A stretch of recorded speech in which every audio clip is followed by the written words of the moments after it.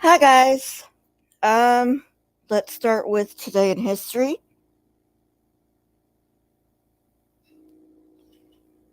This one's actually interesting. Not that today in history is not always interesting because to me it's always interesting, but I think you'll find this one interesting.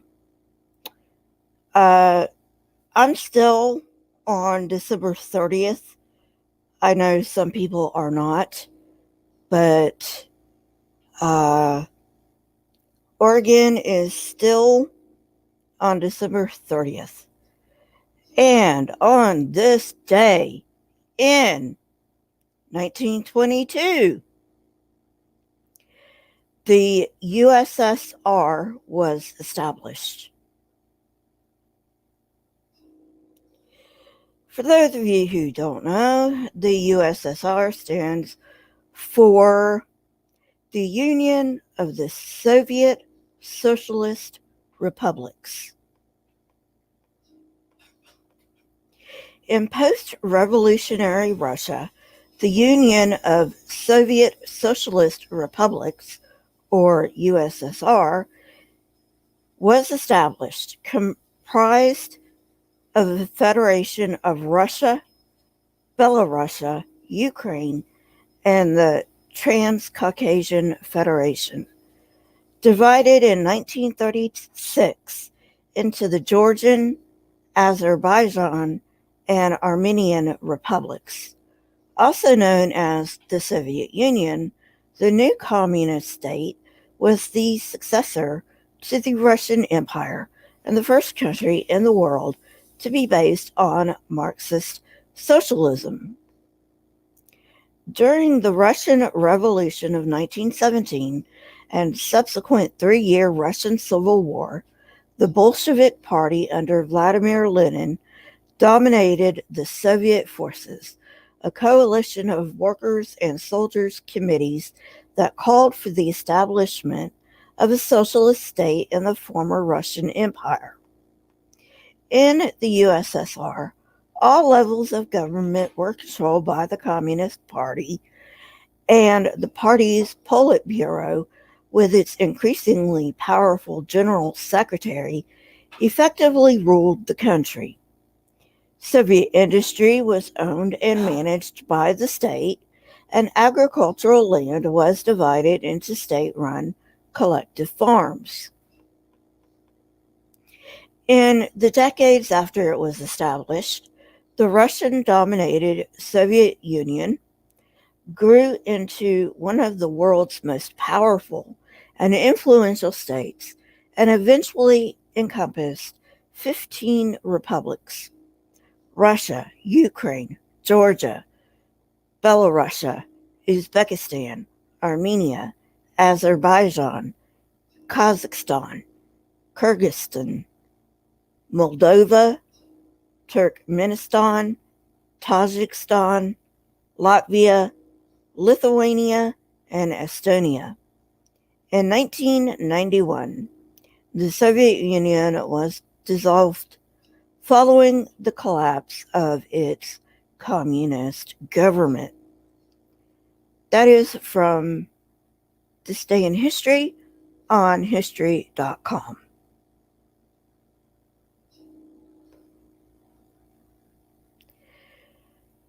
So, I don't know if you found that interesting, but I did.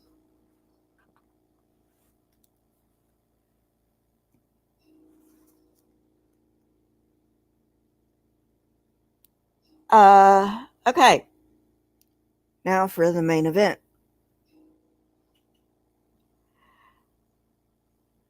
More horrible advice in the Bible.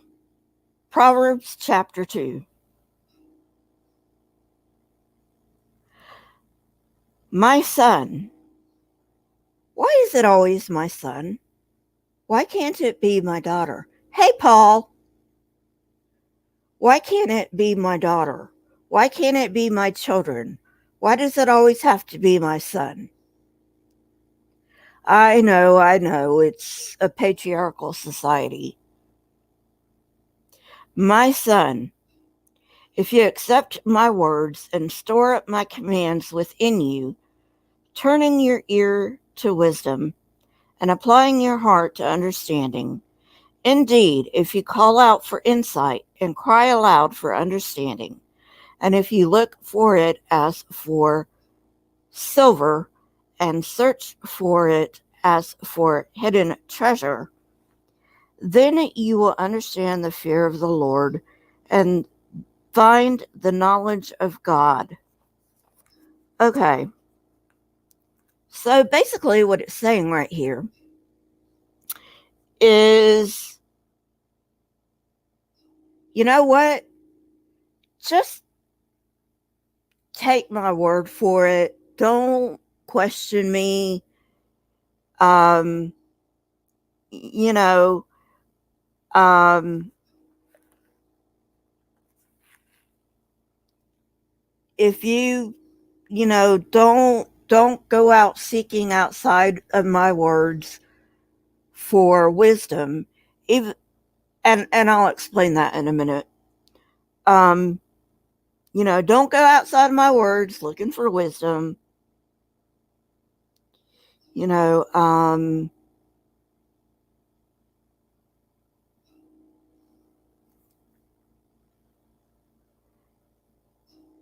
and fear the Lord.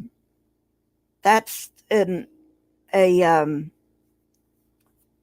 that's a theme in this book. Fear the Lord. The fear of the Lord is the beginning of knowledge. That's in chapter 1, I believe, uh, which I believe I've already done. But anyway, um, first of all, the God of the Bible does not exist. So the fear of him cannot be the beginning of anything. And why would we want to keep the commandments of anybody, without questioning them? I don't get that. I used to. I used to be a gung ho Christian, and I used to get this stuff, but I don't get it now. It's been like 2 years since I woke up, somewhere around that time. So, and the further away I get from this mindset, the more I can't understand this mindset. Paul, what about you, buddy?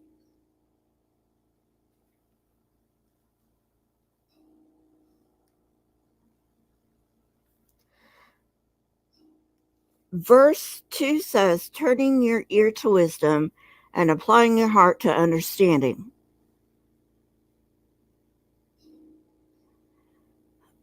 I've said this before. I'll say it again. Define wisdom, define understanding.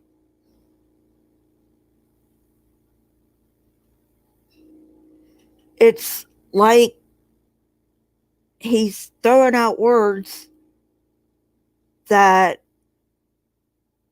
somebody's supposed to understand, but, you know, if this was God's word, you would think, oh, I'm sorry, Paul. Have you ever been a Christian? And if so, can you believe, like, can you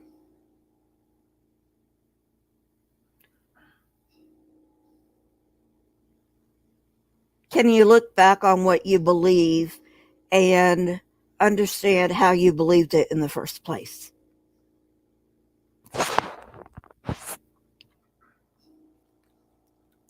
So, um, and this is a theme in the Bible, not just in Proverbs, but all throughout the Bible. They don't define their terms. And you would think that an all powerful God who is omnipresent and omnipotent and omniscient and blah, blah, blah, and sees everything and knows everything will know that in the year 2020, almost into 2021, and by the way, good riddance to 2020 and to a better 2021. Okay, Paul, he's never been religious. Um, you would think that that kind of God would define his terms because things change definitions over time. But no, can't be bothered defining its terms. I like this one. If you call out for insight and cry aloud for understanding, and if you look for it as for silver and search for it as for hidden treasure. Don't read books. Don't waste your time reading books. Don't waste your time going to classes. That's just a waste of time. Just, I don't know, just, just call out. It's going to magically fall in your lap.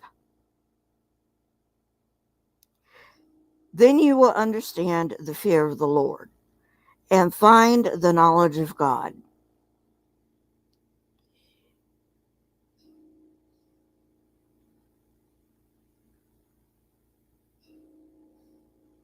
Okay, why should we fear the Lord? I mean, if he loves us, why should we fear him? Of course, if you actually look at the God of the Bible, he is not love. I can tell you that right now. Verse 6, for the Lord gives wisdom. From his mouth come knowledge and understanding.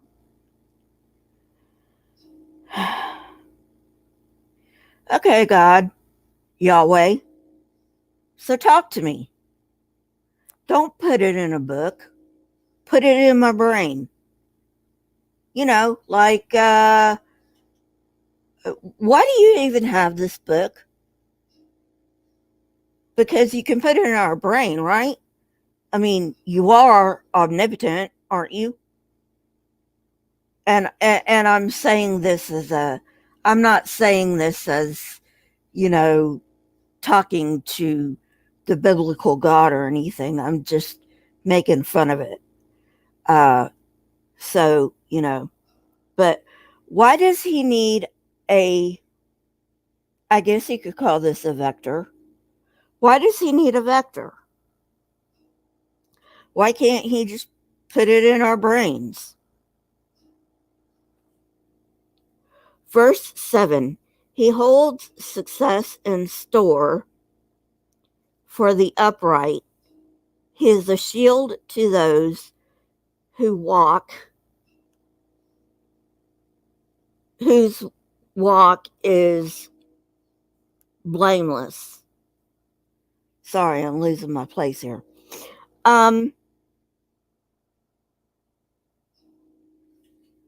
No, no, he doesn't. I can give you countless examples of people who supposedly love this God and are on hard times, and he's not blessing them. Verse 8, for he guards the course of the just and protects the way of his faithful ones.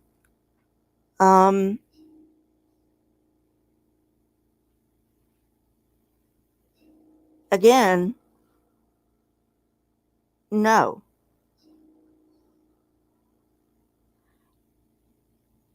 Are are you going to go out and just because you're a Christian a bullet isn't going to kill you? I don't think so. But that's what this verse is implying. Oh yeah, just throw caution to the wind.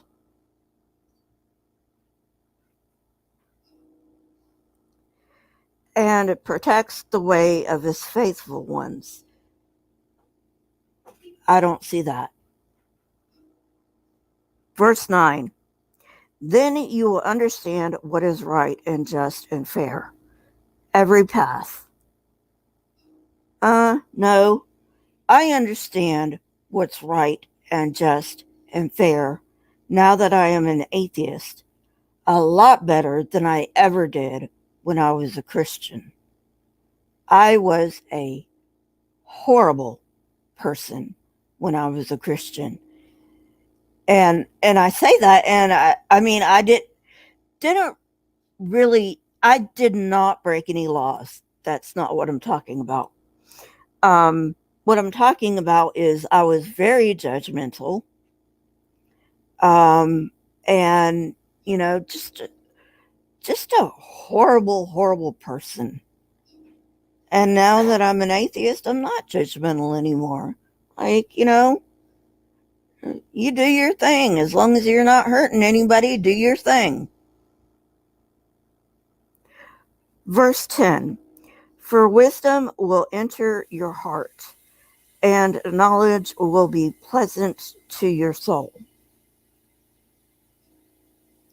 Hi, Sir Little Wolf. Um,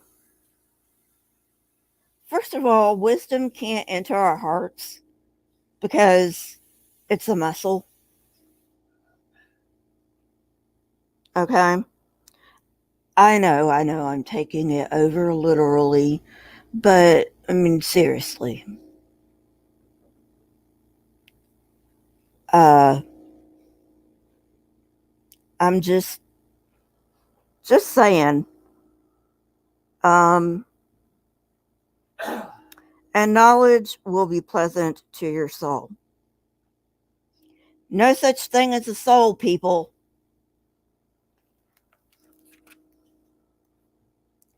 Discretion will protect you, and understanding will guard you.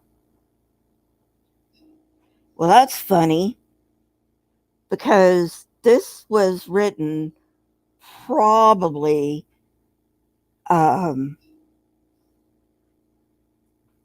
by Solomon. Not all of the Proverbs were written by Solomon, but this was probably written by Solomon. And let me tell you something, Solomon was anything but discreet. So he has no room to talk about discretion. You want to light off? I'm going back to bed. Good night. Wisdom will save you from the ways of wicked men, from men whose words are perverse. No, it won't. No, it won't. Where did he get that from?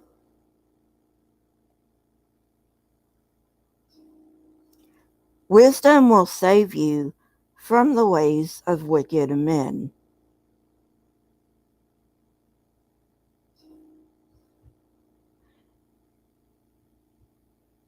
That it just doesn't make any sense. I mean, if you're talking about, getting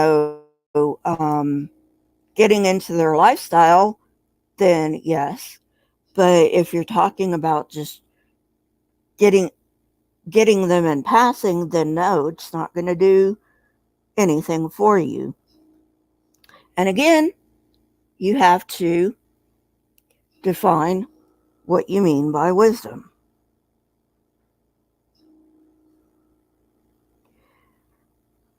Verse 13. Who have left the straight paths to walk in dark ways. I don't even think I have to say anything about that. Yeah, it's just dumb. Just plain dumb. Who delight in doing wrong and rejoice in the perverseness of evil.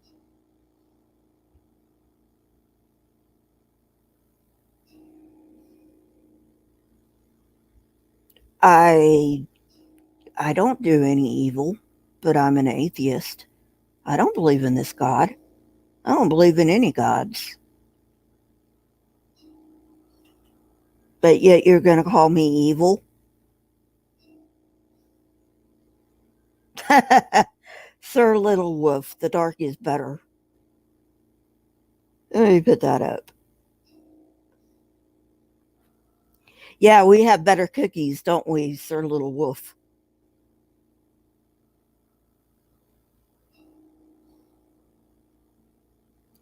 Who delight in doing wrong and rejoice in the perverseness of evil. Verse 15, whose paths are crooked and who are devious in their ways. Okay, so let me ask you something.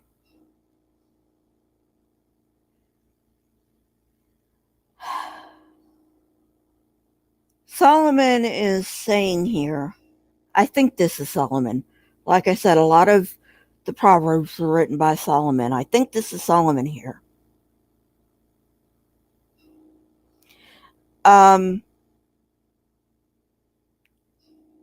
Now, according to the Bible, and the Bible is a POS, okay? So I don't give it much credence one way or another. But according to the Bible, Solomon was a man of peace, okay? But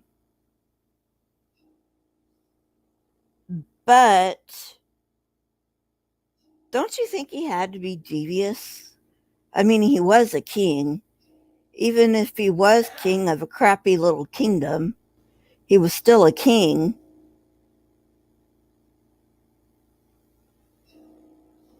So don't you think he had to be a little devious? So this is like not, this is not being genuine here.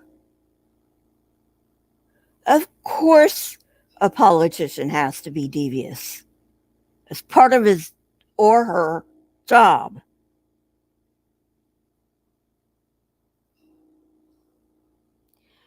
Wisdom will save you also from the adulterous woman, from the wayward woman with her seductive words.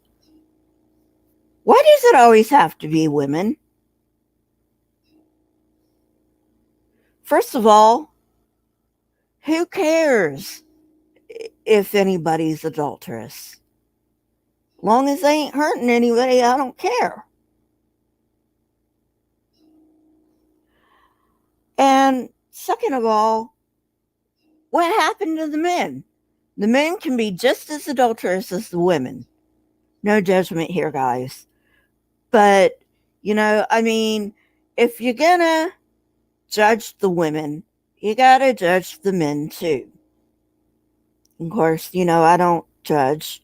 I don't think there's anything wrong with, you know, fornication and adultery.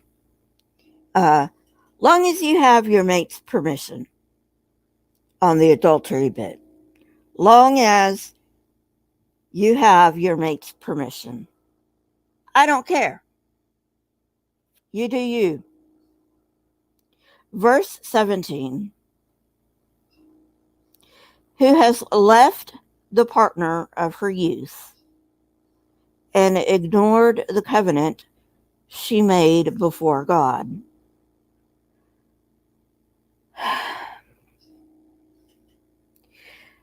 Back in this time and place, only the husband could divorce the wife, not the other way around. The wife had to put up with the husband beating her, or, you know, I'm not even going to go into the other things. But basically, the wife had to put up with it. And only the man could divorce her. So I have no idea what he means by who has left the partner of her youth and ignored the covenant she made before God.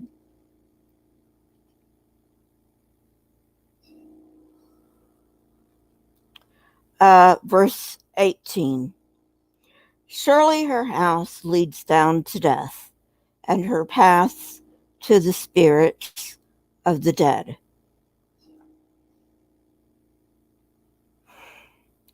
Another demonization of women, people.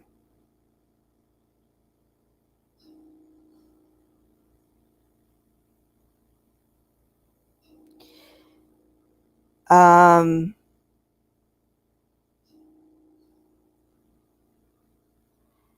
and do I do I detect some spiritism going on here? Because it says, surely her house leads down to death, and her paths to the spirits of the dead. That's spiritism. I thought God didn't like spiritism.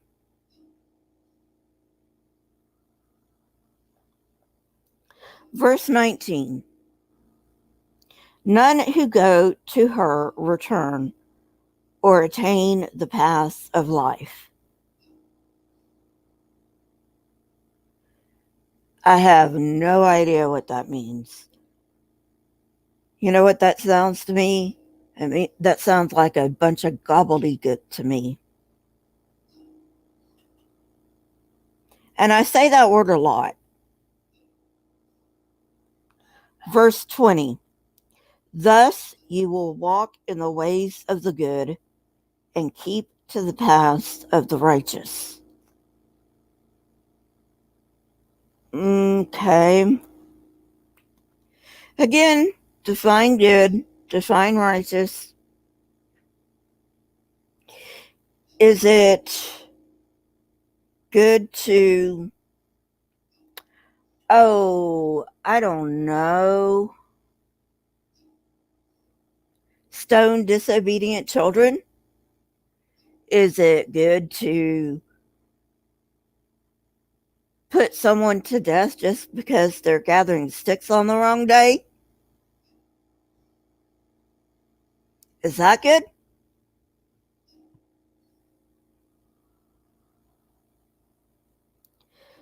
Verse 21. For the upright will live in the land, and the blameless will remain in it. But the wicked will be cut off from the land, and the unfaithful will be torn from it.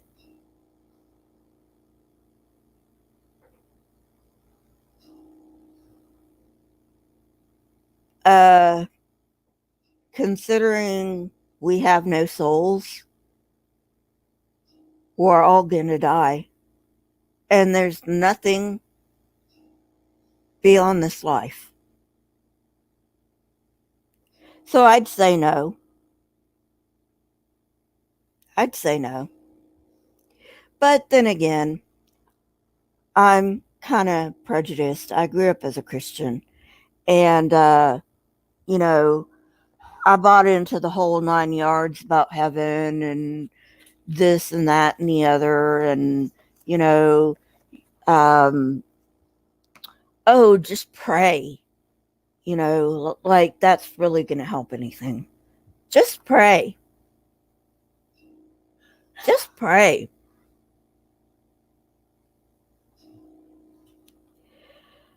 Uh, and then another thing they said, this is kind of funny. Another thing they said, read your Bible. Read your Bible. Well, you know what? Hey, Aurora. Uh, Well, you know what? Reading the Bible with fresh eyes, sure, Aurora. Reading the Bible with fresh eyes, no preconceived notions, that's what made me an atheist. So I would say, I'm not the only one to say this either. I would say if you want to make a bunch of atheists, just tell them to read the Bible.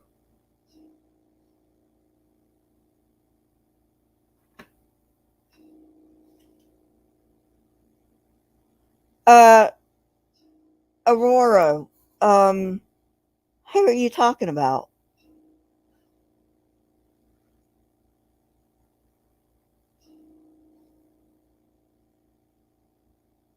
Are you talking about somebody's channel? You're not talking about me, are you?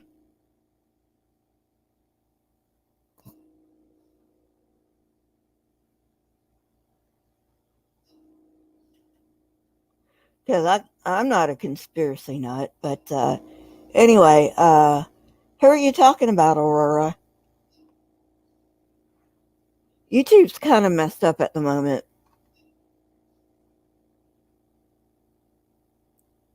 You may have to wait till tomorrow. It's kind of been like messed up all day.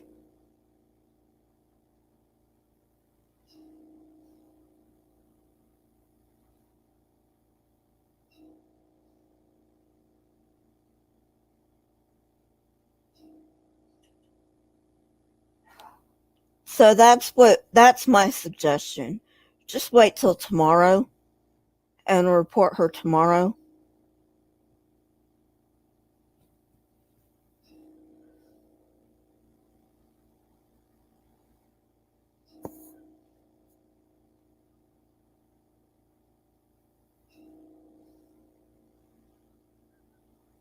Oh, okay.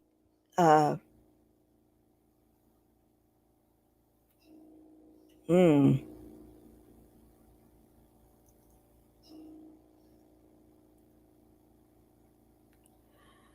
Well,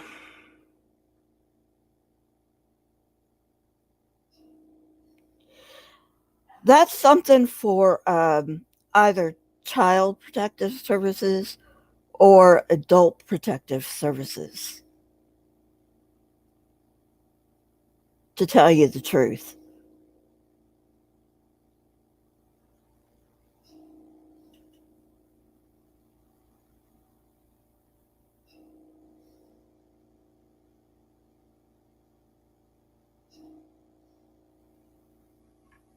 Hey, Randolph.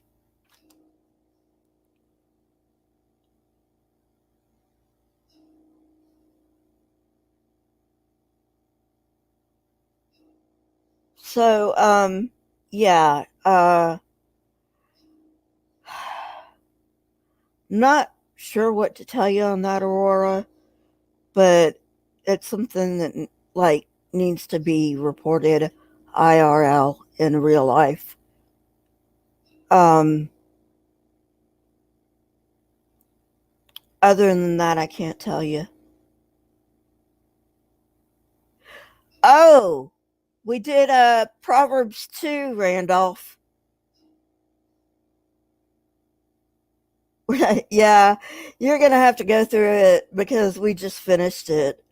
Um, but yeah, pretty much gobbledygook.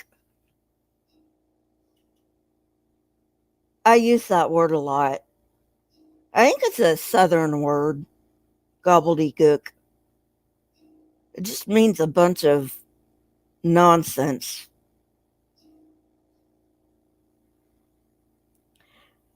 So anyway, um, I really wasn't planning on.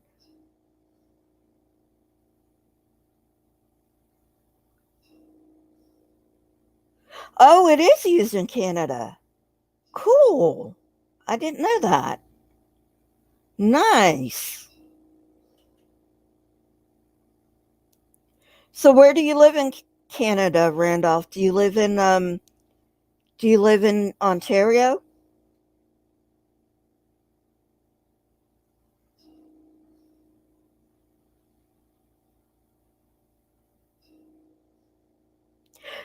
BC. So that's on the West Coast, right? I'm in Oregon, so I'm not probably not too far from you as the crow flies.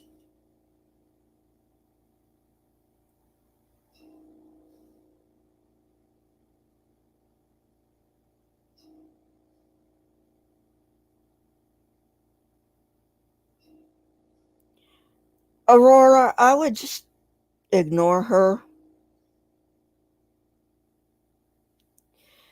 She sounds like a troll, to be honest with you.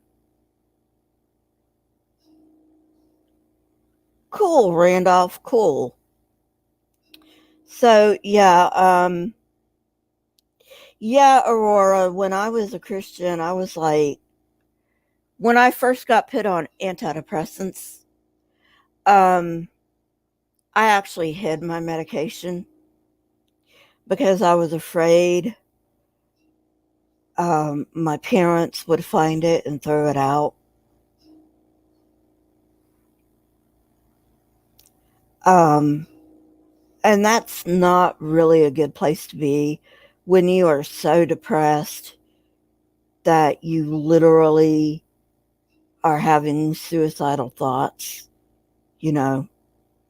Um, no, I'm still on medication and I've been on antidepressants for over 20 years now.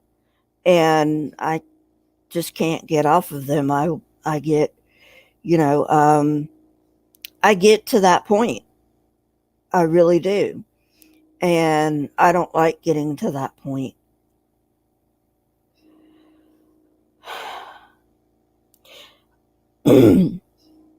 Aurora, she sounds like a fundamentalist and a conspiracy nut, but I don't know how to help you unless you know her in real life.